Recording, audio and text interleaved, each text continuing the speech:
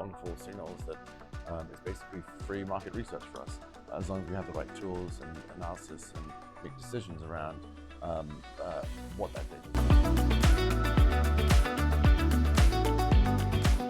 is. Okay, so my final question for you for this episode is, what helps to ensure shoppers actually find your products when it matters? Okay, let's start with keyword ownership. Frankly, people still search in Google, they search for a product in Amazon, they search for a prompt on AI tools.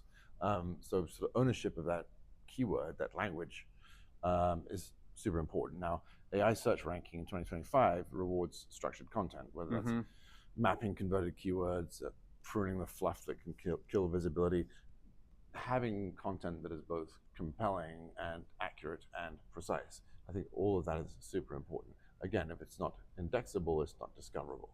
If it's not compelling, you won't reach for your wallet. So making sure all those things are present and correct is table stakes. I think to layer on top of this question of discoverability is the idea of also trying to establish something that is defensible, if you will, a defensible description of your product. I think that's got to be coupled with 3 to 5 must-own generic terms, sneakers, you name it. But you've got to balance that with descriptions or attributes that are specific, maybe proprietary or aligned to your specific brand profile. So what might be a couple of examples of that?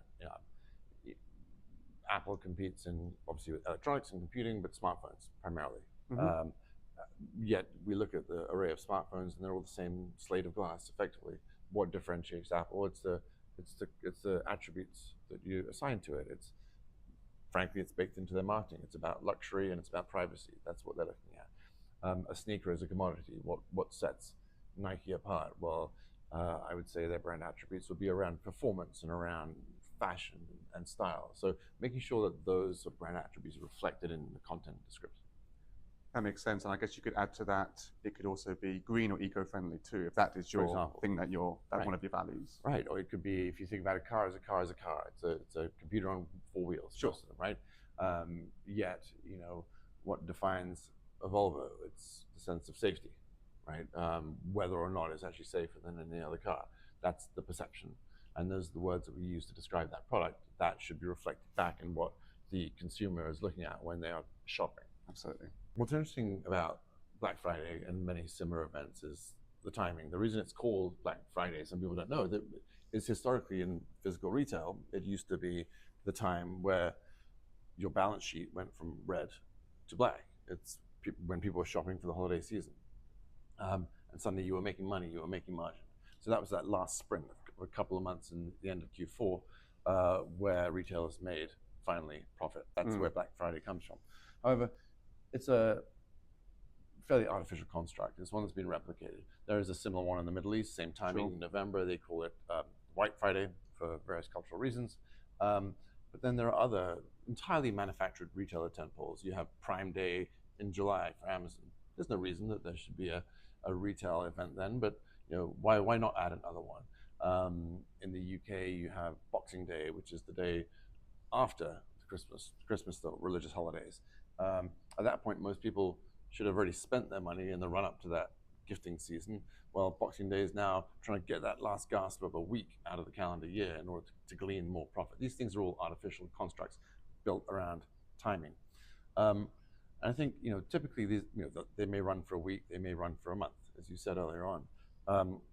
What's important is, as a brand or as a retailer, is to think about how you break that week or that month into little sprints and sort of bursts of media and promotions.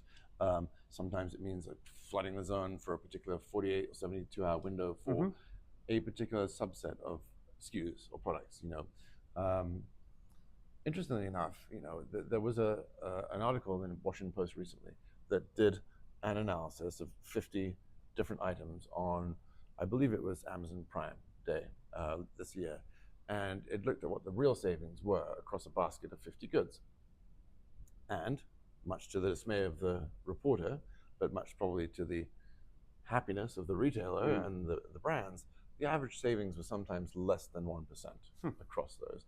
Now, what that does, as averages typically do, is smooth over a lot of differences. So it really depends on the product's category. So whereas it may have been on average a 1% drop across all 50 of those items. If you look at certain items in that basket, things like electronics and televisions, on average, the drop was 25%. So it really depends on what product you are searching for. What it does reveal, however, are tactics, which sometimes lead to lost trust in buyers. That is things that are marketed as being on promotion during these events, when in fact, there's no price drop. The price is the same as it was the week prior. All there is a digital sticker that says 33% off, because you as a consumer don't have the price monitoring tools that enterprises do, and you're unable to actually fact check whether that was more expensive last week or not. There's also a delta and a psychological difference in your purchasing motivation between a promotion that demonstrates an absolute number price drop versus one that's a percentage, and they have different nuances to them. I think other forms of content marketing that you can use that are reflective of promotional tactics include things like badges and other signals of trust or motivators. So for example, if you think about something like Prime and fast shipping, right, that catches the eye. If you think about coupons with % discount, deal flags, banners, a lot of these are the same tactics that we've used in physical retail for years with end caps and coupon clipping, but this is the digital version of it. So I think it's important to think about that as part of your content arsenal when you're looking at pushing and optimizing pricing and promotion. And as a final point, what I'll say is the iPhone first launched for a number of years, people used to queue up outside the Apple stores, and it caused a lot of fervor and excitement. And the bigger the crowd, the more it drew bigger crowds. You have the same things when people rush into Best Buys and Walmarts on Black Friday, the doorbuster deals. In the digital world, in e-commerce, you're seeing something similar, but that's largely reflected in the star system, right? 1 star, 5 star, that matters. It is the customer reviews. It's the photographs that they leave of user-generated content. Is this automated by a bot? Is this real? Yes. Is that a real photograph? Is it AI generated? I think making sure as a retailer and being monitored by the brand that this is trust and it's verified, it's accurate, is really, really important. So social proof is another thing to monitor. Is a powerful tool for brands and retailers to extract sentiment using natural language processing and sentiment analysis to see like what's trending. Like, is this good, bad? What bugs or are people bringing up? Features do they like? What's their response to how difficult it is to assemble this or to install this, or did it come in the sizing that we thought it would be? These are all wonderful signals that is basically free market research for us, as long as we have the right tools and analysis and make decisions around what that data is showing us. That's an excellent point. And I think it's not just the quantity, like you just said, of reviews, but also the authenticity of them too. Thanks for all that, Jamin. That was very in-depth, but I think we learned a lot about all those different examples of what to think about on Black Friday, and there really are different layers to it, right? And you know, the way we sort of think about it, it's more than just that one day. So to kind of wrap this all up, you know, Black Friday 2025 compared to previous years isn't just bigger, it's faster and less forgiving. We are seeing that AI is rewriting how retailers rank on trust signals before clicking, and price discipline is no longer optional. The brands that treat it as a 30-day sort of marathon will come out ahead for Black Friday.